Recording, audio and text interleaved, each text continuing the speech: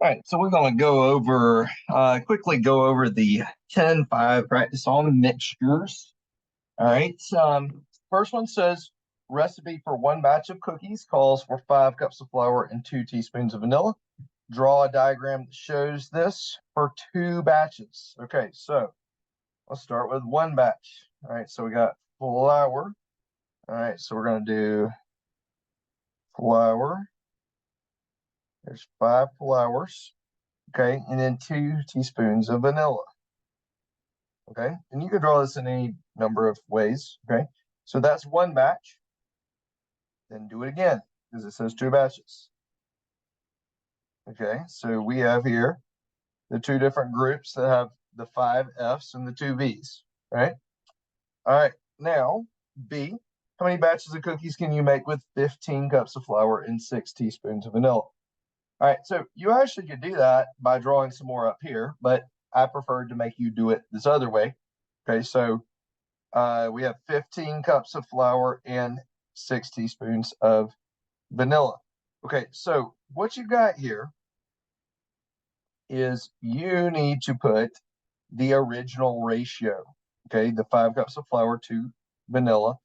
So now we have 15 cups of flour and 6 teaspoons of vanilla. I explained this on the video before, so if you don't watch the videos before the practice, that's rather silly of you because I was kind of giving you instructions on how to think through this. So what you need right here is to see what it's multiplied by. That is how many batches it is, right? It's how many times you are doing it. So if you didn't get that the first time, pause it now, fix that work.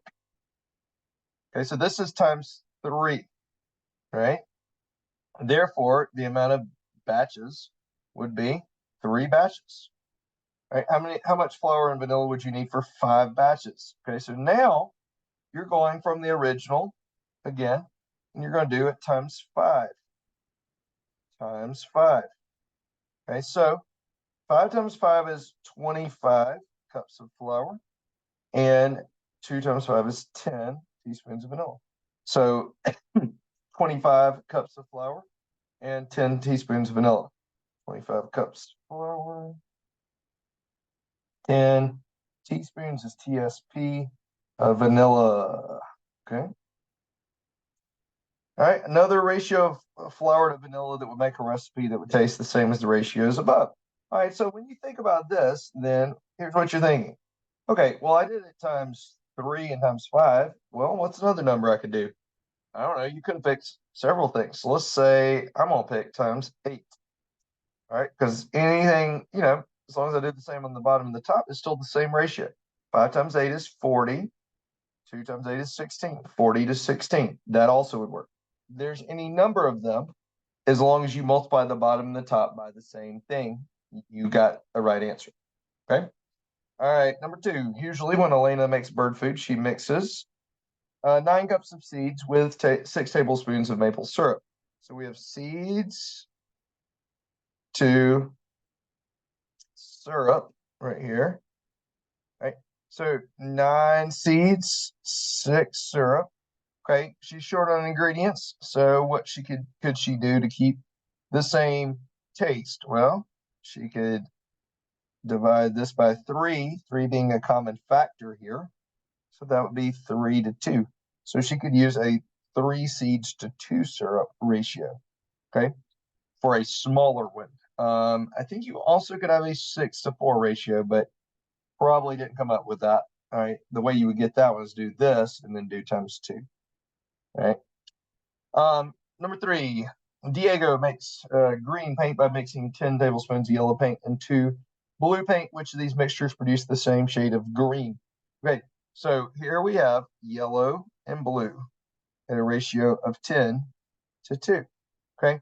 So now 1 tablespoon of yellow. So if we're thinking about yellow to blue, right, that would be 1 yellow for 5 blue. See, notice we got to keep the yellow and blue on the same line, whichever way we did it.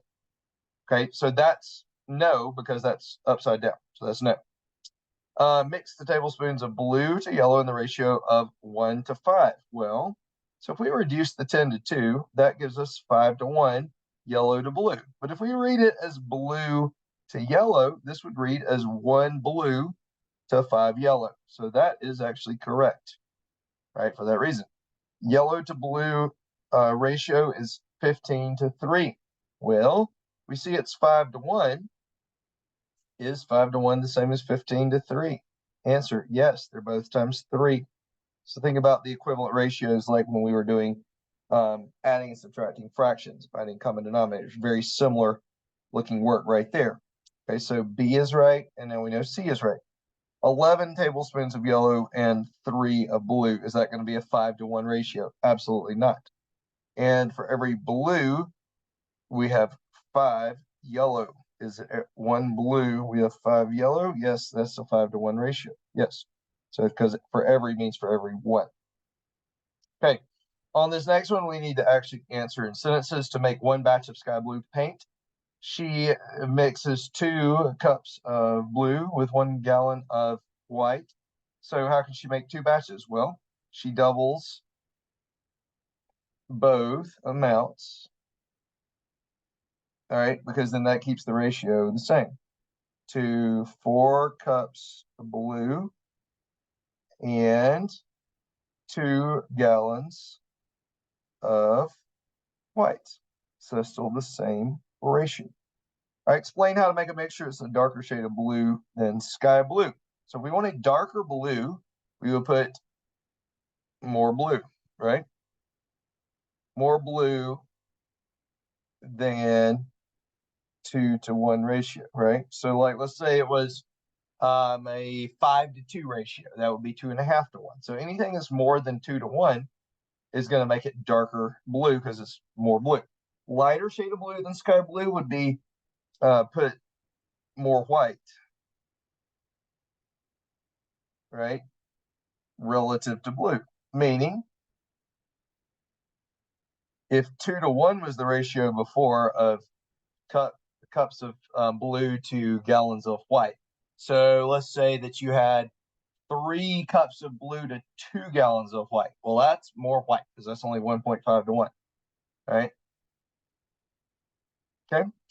And then finally, the recipe for perfect purple water says 8 milliliters of blue water, 3 milliliters of red water. Jada mixes 24 milliliters of blue water and 9 of red. Andre mixes 16 blue and 9 red. Which one gets the color mixtures the same as perfect purple water?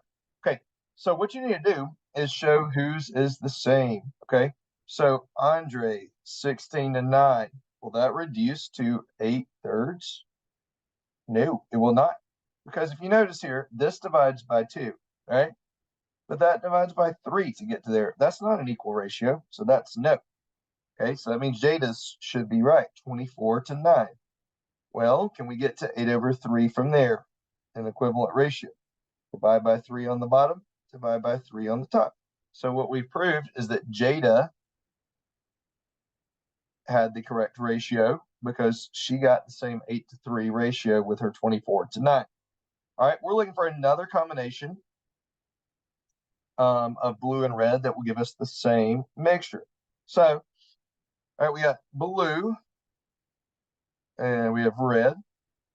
We have 8 to 3, and we want some other ratio that's the same as 8 to 3. You could have used anything really in terms of as long as you do the same thing on the bottom and the top. You could have done times 2, you could have done times 3, you could have done times 4, you could have done times 5. All right, so let's do times, I don't know, 5. All right, so times 5, 3 times 5 is 15, 8 times 5 is 40.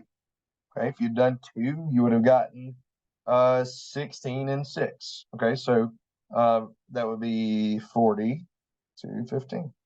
All right, that was one possible answer.